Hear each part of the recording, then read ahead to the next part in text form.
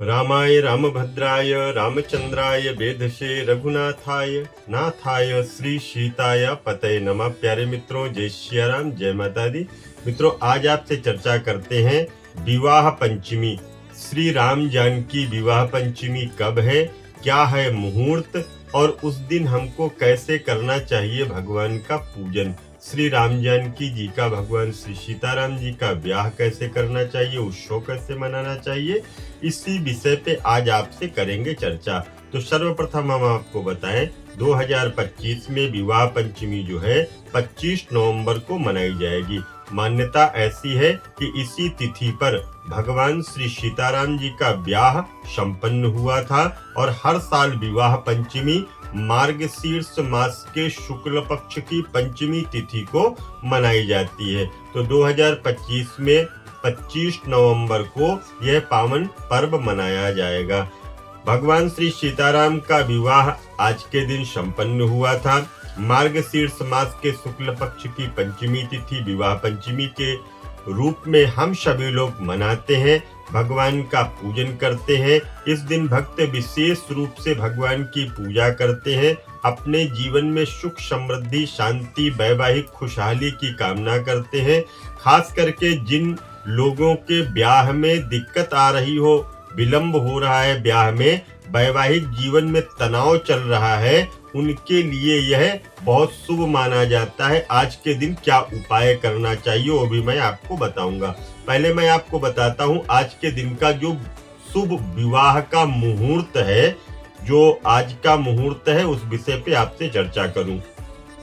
तो सर्वप्रथम हम आपको बताएं, पंचमी तिथि का जो प्रारंभ है ये 24 नवंबर 2025 को 9:22 PM पर हो रहा है, अर्थात रात्रि में 9:22 पर पंचमी तिथि प्रारंभ हो रही और पंचमी तिथि की जो समाप्ति है 25 नवंबर को 10:56 PM पर यह तिथि पूर्ण हो रही है। तो ब्रह्म मुहूर्त में 5:04 AM से लेकर के 5:58 AM तक, अभिजीत मुहूर्त जो है 11:47 AM से लेकर के 12:29 PM तक रहने वाला है।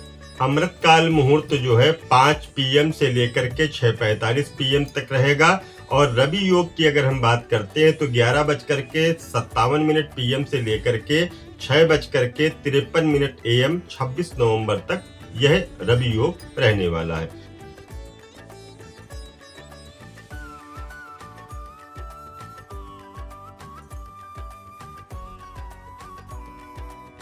अब हम आपसे चर्चा करें कि विवाह पंचमी की पूजा विधि क्या है।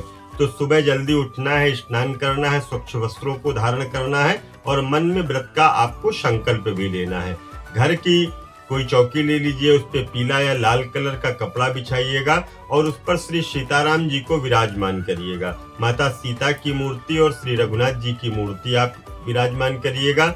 घर को अच्छी तरह से साफ सफाई करिएगा, फिर भगवान की मूर्ति को गंगा जल से धुलिएगा, साफ करिएगा और उनको शुद्ध और अच्छे चमकीले वस्त्रों को धारण कराइएगा। भगवान को फूल, अक्षत, फल, मिठाई, धूप, दीप, नैवेद्य इत्यादि चढ़ा करके माता को श्रृंगार का सामग्री चढ़ाइएगा और संपूर्ण प्रकार की सामग्री के साथ में वस्त्र भी होना चाहिए। आपकी सामर्थ्य के अनुसार आप सोना या चांदी भी चढ़ा सकते हैं, जैसी आपकी सामर्थ्य हो। विशेष रूप से बिंदी और पीला सिंदूर अत्यधिक आवश्यक है पूजा में।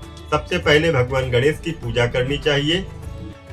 इसके बाद में बाल कांड में जो श्री सीताराम जी के विवाह का पावन प्रसंग बताया गया है उसका पाठ करना चाहिए।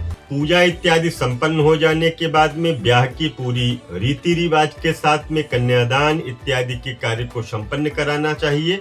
ब्राह्मण को बुला करके भी ये कार्य आप अपने घर पे करा सकते हैं। सामर्थ्य नहीं है तो जहाँ पर मंदिर इत्यादि में श्री सीताराम जी का ब्याह हो रहा है आप वहां पर भी जाकर के सम्मिलित हो सकते हैं। और इसके बाद यदि आप घर पर कर रहे हैं तो जो लोग आपके घर पर हैं उन सभी को आप भोजन, प्रसाद, फल, मिष्ठान जो भी आपकी सामर्थ्य है उनको दे करके और उनको विदा करना चाहिए। और विशेष करके आपको करना क्या है, अगर विवाह के दिन, विवाह पंचमी का ये जो पावन पर्व है, इस दिन किसी भी व्यक्ति के विवाह में कोई समस्याएं आ रही हैं, ब्याह नहीं हो रहा है, तो श्री सीताराम जी की जो मूर्ति या फोटो है उसके सामने लाल मौली, लाल कलर का धागा, और उसको जोड़ करके, दो धागे आपस में जोड़ करके जिस तरह से ग्रंथि बंधन किया जाता है, इस तरह से करके आपको श्री सीताराम जी के सामने रखना चाहिए। अतिशीघ्र आपको विवाह का योग बनेगा।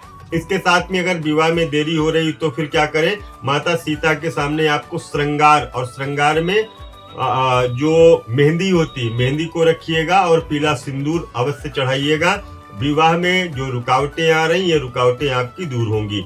विवाह की इच्छा जो किए हुए पुरुष हैं या स्त्रियां हैं, बच्चियां हैं, जिनके ब्याह में देरी हो रही है और बहुत ज्यादा उम्र भी हो रही है, उन लोगों को आज के दिन नियमित रूप से भगवती श्री सीताराम जी का ब्याह का जो पावन क्रम है इसको अवश्य संपन्न कराना चाहिए। इसके साथ ही आप लोग हमसे भी चर्चा कर सकते हैं, इस विषय की जानकारी को लेकर के, ब्याह के विषय को लेकर के भी बात कर सकते हैं, और अगर अन्य कोई भी जानकारी आप चाहते हैं तो भी आप हमसे बात कर सकते हैं। मैं पुनः मिलूंगा नए वीडियो में, तब तक के लिए दीजिए इजाजत।